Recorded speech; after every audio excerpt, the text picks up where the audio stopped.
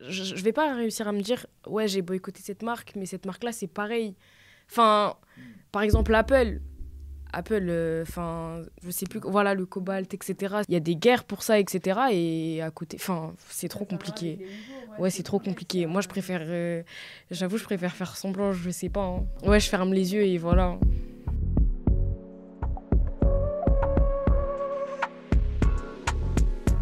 Salut à tous, vous écoutez Cas Sociaux, la sociologie dans la cité. Aujourd'hui, on reçoit Ami, Jalal et Moussa. Salut. Avec eux, on va parler du concept de passagers clandestins. Donc imaginez-vous dans un train avec 99 passagers, vous êtes le 100e et il y a très peu de contrôle de billets. Si bien que la probabilité d'avoir une amende pour non-paiement de billets est extrêmement faible. Alors dites-moi, est-ce que vous payez vos billets ? J'ai fraudé 17 ans avant de passer le permis. Voilà. Non, moi, ça m'est arrivé de frauder, mais j'étais dégoûté. Mais pas tant pour le fait de me dire que je profite d'un truc gratuit, c'est plus par peur de l'amende. J'avoue, hein, je suis pas, tu vois, c'est pas le vol en fait. C'est l'amende, on va payer. Moi, comme tout le monde, hein, on est tous plus ou moins déviants. Donc, ouais, j'ai déjà fraudé. Maintenant, je fraude. Bon, ça y est, je suis vieux, je fraude moins, mais j'ai déjà fraudé. Ouais. Et du coup, on va voir que paradoxalement, dans une multitude de situations, la question elle va finalement se poser de l'engagement politique à la lutte contre le réchauffement climatique, en passant par la fiscalité, les grèves. Et donc, il semble plus logique finalement d'adopter un comportement de passager clandestin.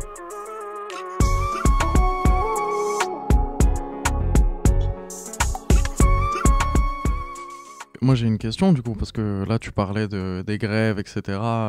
Est-ce qu'il y a des luttes que vous avez vues autour de vous et auxquelles vous avez dit ouais, c'est bien, mais frère, C'est complexe. ouais, d'autres trucs à faire. Enfin, moi, franchement, tu parlais des Gilets jaunes tout à l'heure. J'étais admiratif du fait que tous les samedis, ils soient là, présents, etc. Et c'est vrai que j'y suis pas allé. Je suis pas allé, mais voilà, on va dire moralement, de mon canapé, je soutenais quoi. Force à vous. Force à vous. Force, grosse force. On est ensemble.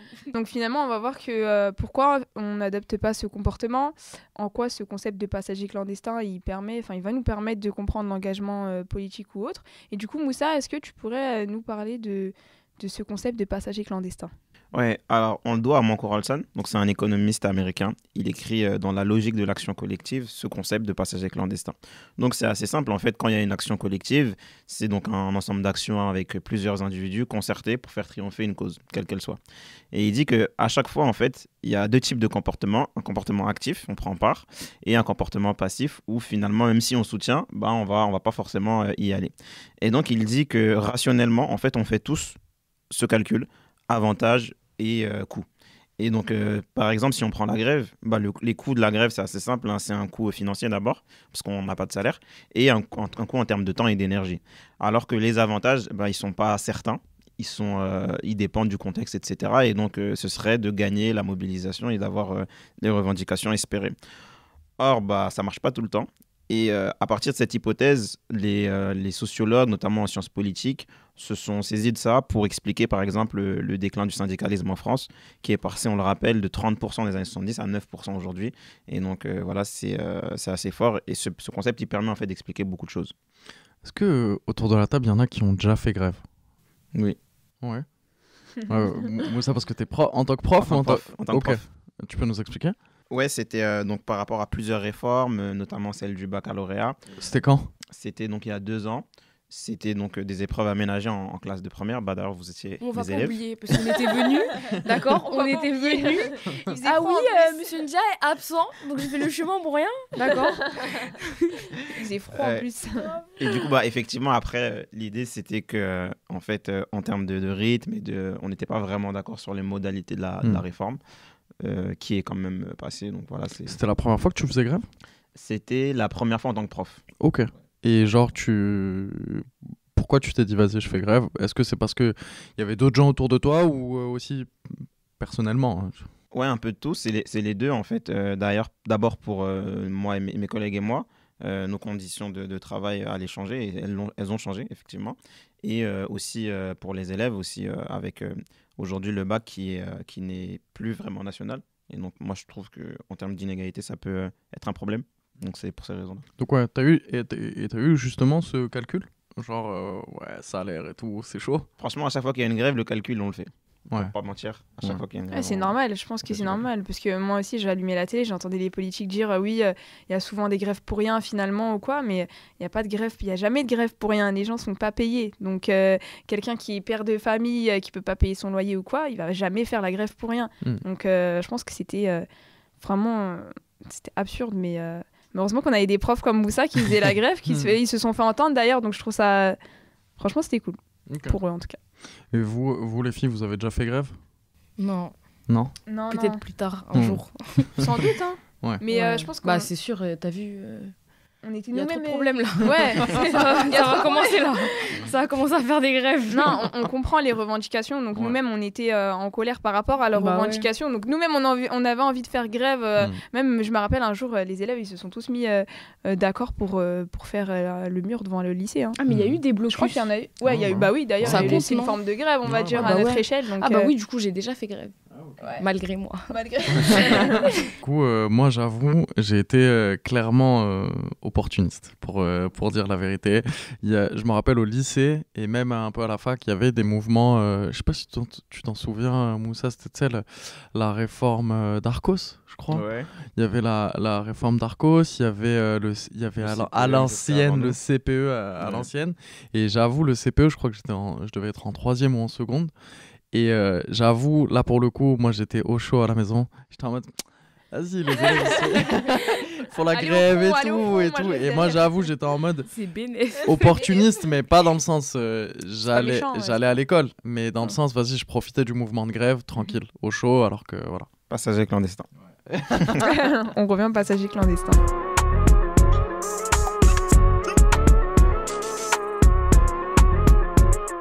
Et du coup, en parlant d'opportunisme, on a vu que Olson, il explique ses comportements opportunistes. Et donc, je vais vous lire une citation. Les grands groupes peuvent rester inorganisés et ne jamais passer à l'action, même si un consensus sur les objectifs et les moyens existe. Alors du coup, Moussa, est-ce que tu pourrais nous parler de cette citation? Oui, pour compléter, en fait, donc ce qu'il dit Olson, c'est que donc on a tous ce type de comportement et c'est vrai qu'on fait un retour un peu sur nos vies. Mais si on pousse le truc un peu loin, c'est paradoxal parce que finalement, des actions collectives, il y en a même tous les jours, tout le temps, partout. Et donc, les individus ne sont pas forcément tout le temps des passagers clandestins. Et donc, finalement, il y a d'autres choses qui rentrent en compte, les valeurs, le groupe, l'effet de groupe, etc. Et donc, on va voir après avec les Gilets jaunes que ça marche parfois et ça marche pas parfois. Ouais, du coup, comme tu as dit, on va prendre un exemple assez concret et connu, je pense, de tous. On n'oubliera jamais ce moment Gilet historique. jauné. Du coup, la mobilisation des Gilets jaunes. Ami, est-ce que tu pourrais nous dire en quoi la thèse d'Olson elle est éclairante pour nous expliquer ce mouvement qui a duré plus d'1 an? Du coup, les Gilets jaunes, c'est un mouvement qui a commencé à partir de novembre 2018, qui a rassemblé les revendications de millions de personnes en France. Donc ces personnes-là se retrouvaient chaque samedi en portant un gilet jaune pour exprimer leur mécontentement. Si on reprend du coup l'analyse d'Olson, les coûts liés à une telle mobilisation, ils sont nombreux. Donc il y a eu 12 000 interpellations, des 10 000 gardes à vue, 3 000 condamnations, etc. Des blessés, près de 4 500. Et donc là, les coûts qui n'entament pas pour autant le mouvement, les manifestations, les blocages d'axes routiers, etc., se poursuivent quand même tout au long de l'année 2019. Et du coup, tu nous as bien expliqué les coûts, donc les coûts qu'on a pu subir avec les Gilets jaunes, ou qu'ont pu subir les Gilets jaunes en l'occurrence. Mais comment on pourrait expliquer alors cette si forte mobilisation? Alors, Olson, il nous propose lui-même quelques pistes en développant l'idée d'incitation sélective. C'est l'idée qui consiste à dire que la participation devient plus avantageuse, donc matériellement ou symboliquement, et la non-participation plus coûteuse. Et dans le cas précis des Gilets jaunes, on est obligé de constater que le mouvement a été pour beaucoup un moment d'effervescence. On a assisté à une socialisation politique profonde, une mise en visibilité de personnes qui se considèrent pour beaucoup nous représenter dans le paysage médiatique traditionnel. Et du coup, ceux qui perdent matériellement, ils le gagnent symboliquement. Ouais, j'avoue, il y a eu un truc de... C'était la France des ronds-points, quoi. Tu vois, on voyait des gens, tu sais, en fait, en fait, moi, avec le gilet jaune, et je sais pas si vous, ça vous a frappé aussi, mais j'avais l'impression que, tu sais, la France, tu sais, des livreurs, la France des gens qui travaillent chez Amazon, la France des gens qui travaillent dans les zones industrielles, tu sais, comment ça s'appelle, les rocades, tu sais. J'avais l'impression que c'est cette France-là à laquelle on n'avait jamais trop parlé parce que, tu vois, c'est une nouvelle forme d'industrialisation, tu vois, loin des 30 glorieuses, tout ça. Et ouais, et qui disait, non, mais là, il y en a marre, en fait. Là, il y en a marre, on n'est pas écouté, etc. Et justement, eux, j'avais l'impression que, tu sais, eux, de base, leur life, et notre life aussi, à nos parents, nos frères et sœurs, etc., qui correspondent aussi à cette France-là. Déjà, notre life, c'est un sacrifice, mais là, encore plus, on va sacrifier nos week-ends. Enfin, c'est, tu sais, le sacrifice dans le sacrifice, tu vois. Genre, Ouais. C'est un sacrifice dans un autre.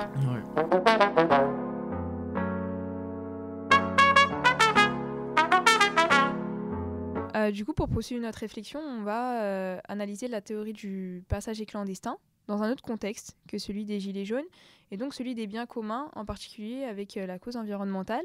Du coup, Moussa, est-ce que tu pourrais plus nous parler de ça? Ouais, alors en fait, ce qui est bien avec ce concept de passager clandestin, c'est qu'on peut l'appliquer à plein de domaines. Là, en l'occurrence, un domaine central aujourd'hui qui nous touche tous, c'est la question environnementale, la question du climat, etc. Et en fait, le climat dans la théorie économique, ça a été vraiment abordé depuis longtemps, en fait.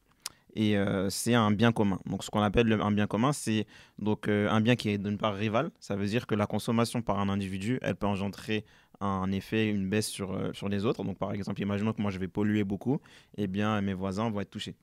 Mais c'est un bien non excluable en même temps. Le problème, c'est qu'on ne pourrait pas exclure, a priori, un agent quelconque de sa consommation, même s'il n'en paye pas le coût. Donc moi, par exemple, je pollue et je n'ai pas forcément d'impact négatif à partir de là. Et donc, si on met ça au niveau des pays, eh bien, il y a plein de pays qui polluent et d'autres beaucoup plus que d'autres. Donc, si on prend le cas des États-Unis, par exemple, c'est historiquement le plus grand émetteur, aujourd'hui avec la Chine. Et le problème, c'est que, donc, par exemple, Donald Trump, en se retirant des accords de Paris en 2016, il adopte exactement la stratégie du passager clandestin, parce que la position américaine, elle touche tout le monde, parce que ça fait l'effet de serre. Mais lui, en se retirant, il subit un peu de coups, mais il ne subit pas tous les coups qui, par ailleurs, font les Américains. Et donc, ça montre que les incitations et les mesures contraignantes, eh bien, soit elles ne sont pas assez fortes, ou soit les dirigeants ne veulent pas les mettre en place. Et ça, il en résulte ce type de comportement, quoi.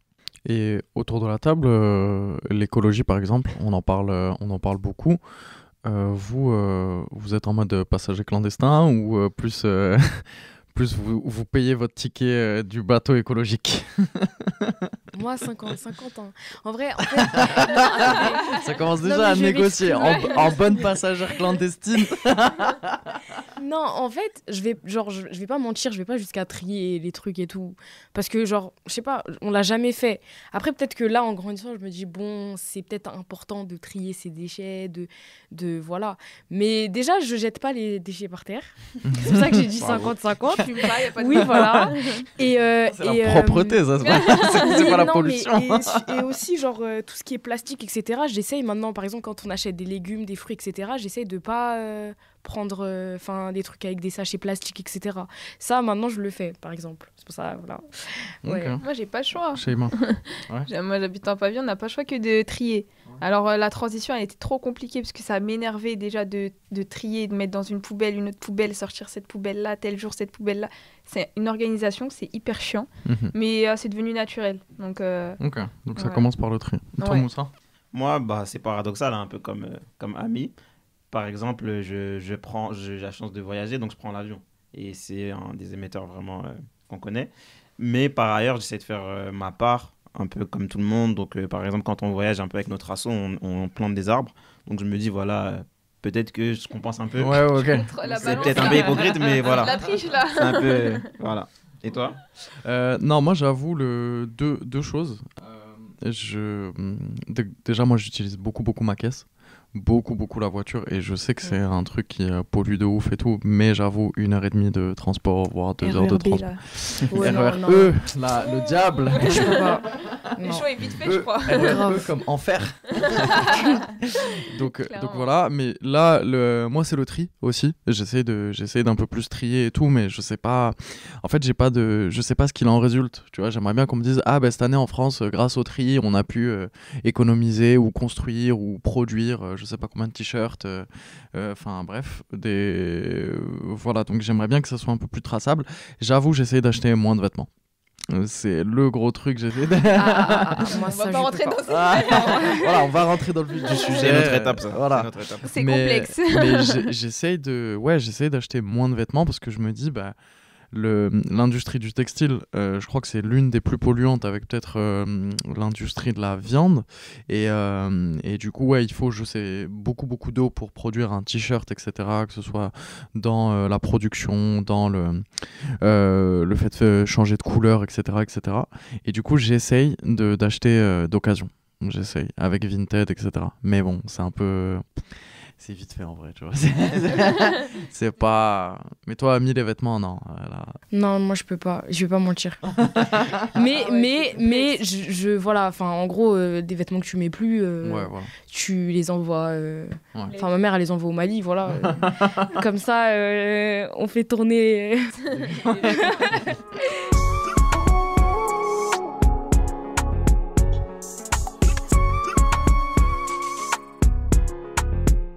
Ok, bah du coup là on a bien vu que ce concept de passager clandestin il s'appliquait dans de nombreux cas avec les gilets jaunes, etc. On a déjà parlé de l'engagement politique, on a également parlé de la lutte contre le réchauffement climatique et du coup Ami tu souhaitais aborder la question du boycott qui aujourd'hui connaît une nouvelle actualité avec la mobilisation en faveur des Ouïghours. Ouais, alors les appels au boycott, ils se multiplient aujourd'hui, notamment dans le cadre de la mobilisation en faveur de la communauté ouïghour. Vous, vous en avez déjà entendu parler, hein, je suis sûre. Oui. Qu'est-ce que vous en pensez, vous ? Je pense que c'est... En vrai, c'est là, je pense, que le bas blesse parce que, en fait, on est tous, que ce soit... On n'est pas tous des votants, on n'est pas tous encartés politiquement, mais je pense que le plus gros parti politique, c'est les consommateurs. En vrai, je pense que tu t'es plus politisé par ce que tu achètes, là où tu mets ton argent. Je pense que c'est, enfin, en tout cas, ça dit beaucoup de toi. Et moi, j'essaye vraiment de me dire, en fait, il y a des populations en 2020, 2021 qui sont réduites en esclavage. Est-ce que toi, vraiment, avec ta carte bleue, tu vas valider tout ça parce qu'un tricot est beau et parce que tu as envie d'être frais? Et la question, elle est aussi basique que ça. Et ça craint parce que je me dis, waouh, politiquement, je suis tellement faible. Clairement. Et j'essaie de toutes mes forces. Mais est-ce que je vais craquer pour la prochaine paire de Nike? Je sais pas. Moi, je te rejoins parce que j'avais eu ce débat avec Shaima où finalement, moi, j'étais plutôt en faveur du boycott. Mais pareil, d'un côté, c'est un peu hypocrite parce qu'il y a certaines marques que je boycotte vraiment et d'autres non. Et donc, on avait ce débat avec Shaima et voilà, c'est pas un débat qui est réglé, mais effectivement, ça me pose beaucoup de questions en termes de consommation. Ouais, c'est un débat qui reflète, je pense, beaucoup d'autres. C'est la question de est-ce qu'on peut boycotter Zara, Nike, enfin des monstres de l'industrie, on va dire. Ouais. C'est toujours une question hyper sensible, je trouve. Hein. Ouais, Personnellement, je sais pas. Moussa, lui, était hyper catégorique. Ouais.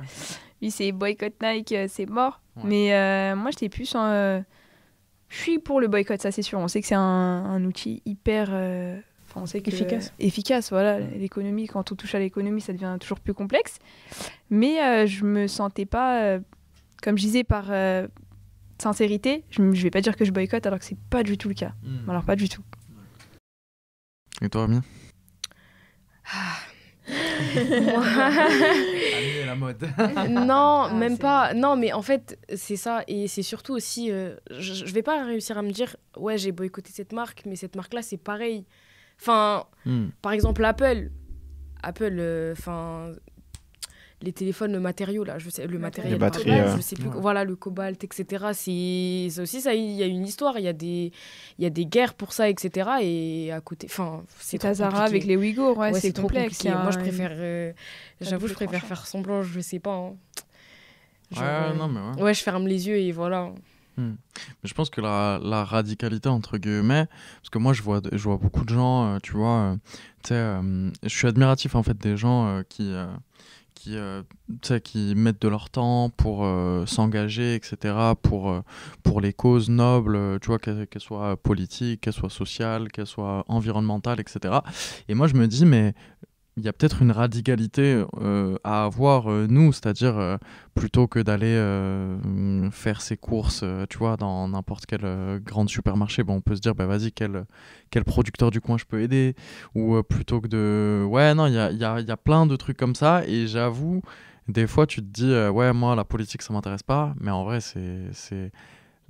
tes choix... ils disent beaucoup de quel bord politique tu es, en vrai, tu vois. Ouais, finalement, c'est vrai ça.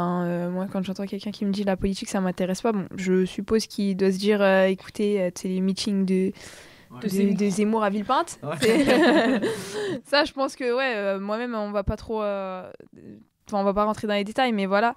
Mais je pense qu'on est indirectement lié à la politique. Que ce soit dans nos choix, comme nos choix de consommation. Comme tu as dit, on est limité à être condamné... Ouais, bah ouais. On choisit pas d'être passager clandestin. C'est la clandestinité qui nous a choisi. C'est elle qui nous a choisis. On est passager clandestin ou on le devient, c'est ça la question.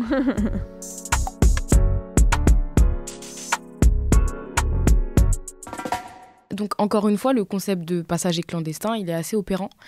Et on se rend compte que quand il est appliqué au sens large, il rend tout mouvement de boycott un peu inefficace.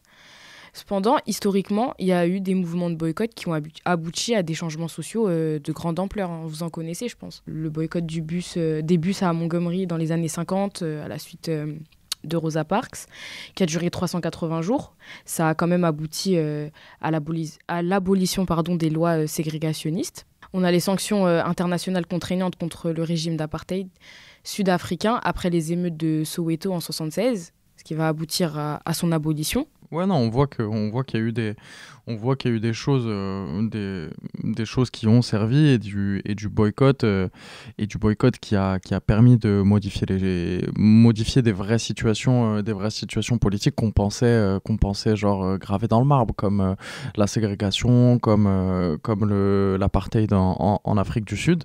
Mais après, je pense que le boycott il marche que si on est tous ensemble, tu vois. C'est la condition sine qua non. Je pense que s'il y a que des passagers clandestins comme nous, je pense que ça marche pas. Ouais. Bah, du coup, on a vu que les valeurs, la socialisation, l'espoir dans le changement, la structure des opportunités politiques rentrent également en compte dans la décision des mobilisations des acteurs. Et donc, on a vu qu'il y a autant d'avantages à prendre en compte lorsqu'on parle d'engagement. Du coup, je vous remercie à tous d'être présents aujourd'hui. Merci beaucoup. Merci les clandestins. Merci. Et on se retrouve dans le prochain épisode.